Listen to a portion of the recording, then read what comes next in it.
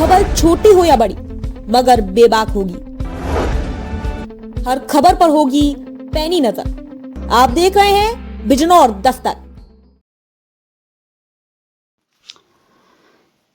आदाब, नमस्कार। खबर बिजनौर से जिलाधिकारी जसजीत कौर तथा पुलिस अधीक्षक अभिषेक झा द्वारा आज मिशन शक्ति के तहत कलेक्ट्रेट सभागार में पत्रकारों के साथ प्रेस वार्ता आयोजित की गई। इस अवसर पर अपर पुलिस अधीक्षक सीओ सिटी संग्राम सिंह सहित स्वास्थ्य कार्यक्रम, महिला एवं बाल विकास विभाग, सभी प्रिंट एवं इलेक्ट्रॉनिक प्रेस प्रतिनिधि तथा जनप्रतिनिधि मौजूद थे। जिलाधिकारी श्रीमती कौर ने बताया कि मिशन शक्ति अभियान 5 महिलाओं की सुरक्षा, संरक्षा एवं स्वावलंबन के लिए उत्तर प्रदेश सरकार द्वारा अंतर विभागीय समन्वय से चलाए जाने वाला अभियान है, जिसे प्रदेश के विभिन्न विभागों द्वारा महिलाओं के लिए चलाई जाने वाली विभिन्न योजनाओं को ग्रामीण एवं शहरी क्षेत्रों में जन सामान्य तक पहुंचाने के लिए विगत वर्षों से चलाया जा रहा है। उन्होंने बताया कि इसमें महिलाओं को राज्य व समाज की मुख्य धारा में लाने के लिए विभिन्न विभाग समन्वय के साथ कार्य कर रहे हैं, ताकि वर्ष 2047 तक विकसित उत्तर प्रदेश के संकल्प को पूरा किया जा सके। और ये तभी संभव है जब प्रदेश की आधी आबादी सुरक्षित व स्वावलंबी हो जाए तथा महिलाओं को घर से लेकर कार्य स्थल तक सुरक्षित कर सके। इसके लिए कार्य किया जा रहा है। रिपोर्ट नईम अंसारी। विभागों के माध्यम से जो स्कीम्स में नए लाभार्थियों को चिन्हित करना और सभी विभागों को जोड़ते हुए एक जन जागरूकता कार्यक्रम का आयोजन जो है वो करा रहे हैं। उसका राइट आप लोगों से हम लोग सर्कुलेट करते हैं। आप लोगों से हमारा यही अपील है, क्योंकि मुख्यमंत्री जी की प्रायोरिटी है इस पे कि मिशन शक्ति के कार्यक्रम ज़्यादा से ज़्यादा हो, ज़्यादा से ज़्यादा महिलाएं जुड़े इसमें, ज़्यादा से ज़्यादा स्कीम्स में उनको बेनिफिट मिले। तो उसमें हमें कवरेज में भी और आप लोगों के माध्यम से भी इसका प्रचार जो है वो ज़्यादा हो जाए। बाकी पुलिस की तरफ से बहुत सारी एक्टिविटीज़ हुई हैं, कन्विक्शंस कराना, पकड़ना, सजा दिलाना, उसके बारे में भी एसपी साहब आपको बताएं। ना करने के लिए जो है, रोकने के लिए कुछ चैंपियंस को चिन्हित करना और उनको हम लोगों ने आइडेंटिफाई करके पुरस्कृत करना, उसका कार्यक्रम किया। महिला चौपाल का आयोजन हम लोगों ने आंगनवाड़ी केंद्रों में किया है। 122 आंगनवाड़ी केंद्रों में अब तक हम लोगों ने महिला चौपाल का आयोजन कर दिया है। इसके साथ साथ हमारी जितनी नई आंगनवाड़ी कार्यकर्तियां नियुक्त हुई हैं, उनको भी हमने मिशन शक्ति की ट्रेनिंग दी है।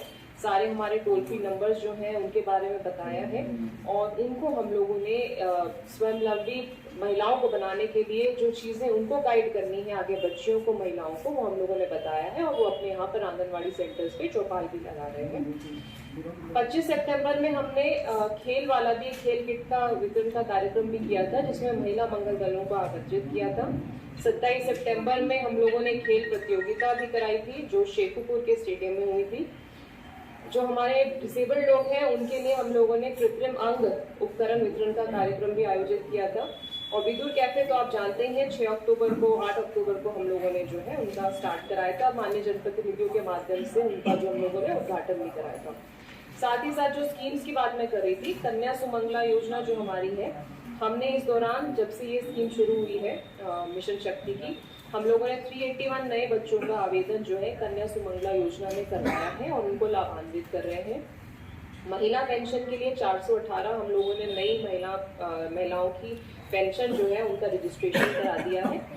NRLM की भी जो महिलाएं हैं उनका भी हम कोशिश कर रहे हैं कि संख्या बढ़े, स्वयं सहायता समूह से ज़्यादा महिलाएं जुड़े।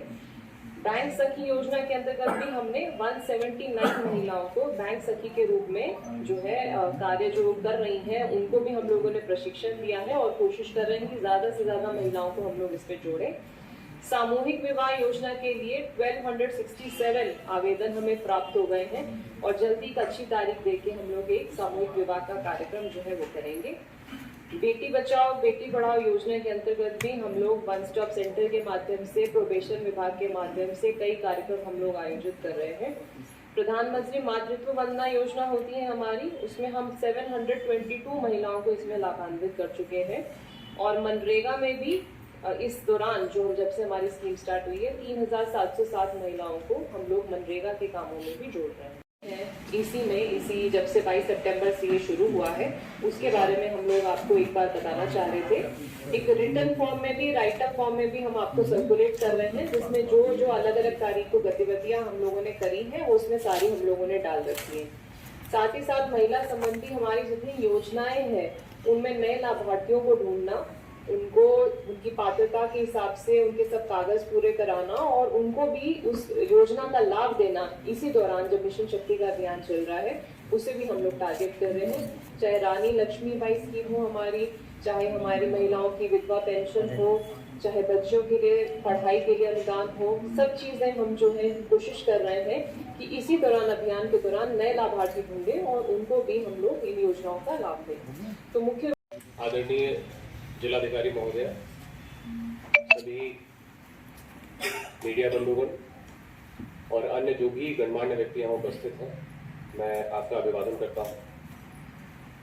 मिशन शक्ति फेज 5.0 माननीय मुख्यमंत्री जी के मार्गदर्शन में जो है वर्ष 2025 में सुचारू रूप से चल रहा है और इसके संबंध में ही जानकारी देने के लिए ये जॉइंट प्रेस कॉन्फ्रेंस की जा रही है। इसमें पुलिस विभाग को एक महत्वपूर्ण भूमिका दी गई है और सभी विभागों के साथ समन्वय स्थापित कर हम यथासंभव इसमें जो है अच्छा रिजल्ट देने की कोशिश कर रहे हैं। इसमें जो प्रमुख चीज़ें हैं वो मैं सबसे पहले आपको बताना चाहूँगा। सबसे पहला, सभी थानों पर मिशन शक्ति केंद्र स्थापित किए गए हैं, जिसमें कि पहले से जो महिलाओं के लिए जो भी सुविधाएं उपलब्ध थी, उदाहरण के लिए उन्हें अटेंड करने के लिए महिला हेल्प डेस्क थी जिस पर महिला पुलिसकर्मी नियुक्त रहती थी। एंटी रोमियो स्क्वाड्स थे जिनका काम बेसिकली मार्केट्स में, स्कूल्स, कॉलेजेस में कहीं पर भी यदि टीजिंग हो रही है या इस प्रकार की कोई समस्या है तो उसको अटेंड करना था। इसके अतिरिक्त 1090 पर ऐसी महिलाएं जो अपनी शिकायतें दर्ज कराते समय अपनी पहचान गोपनीय रखना चाहती हैं, उनके संबंध में सुविधा थी। ये बेसिकली लखनऊ से पुलिस स्टेशन पर कॉल्स डायरेक्ट होती हैं और उसके बाद उसका निराकरण थाना स्तर से किया जाता है। इसके अतिरिक्त महिला संबंधित अपराध हैं जहां पर FIRs पंजीकृत होते हैं, इनका इन्वेस्टिगेशन होता है। तो ये सभी चीज़ों को इंटीग्रेट करके एक स्थान पर उसे मिशन शक्ति केंद्र का नाम दिया गया है, जिसमें पर्याप्त मात्रा में पुलिस बल नियुक्त किया गया है। मिशन शक्ति केंद्र को हेड करने वाली महिला उप निरीक्षक या निरीक्षक नियुक्त किए गए हैं सभी थानों पर। उनको असिस्ट करने के लिए सब इंस्पेक्टर्स, लेडी कॉन्स्टेबल्स और होमगार्ड्स भी नियुक्त किए गए हैं और सभी टीमों को इंटीग्रेट करके ये टास्किंग की गई है कि इन सभी समस्याओं का निराकरण वो मिशन शक्ति केंद्र एक फोकस्ड वे में कर सकें।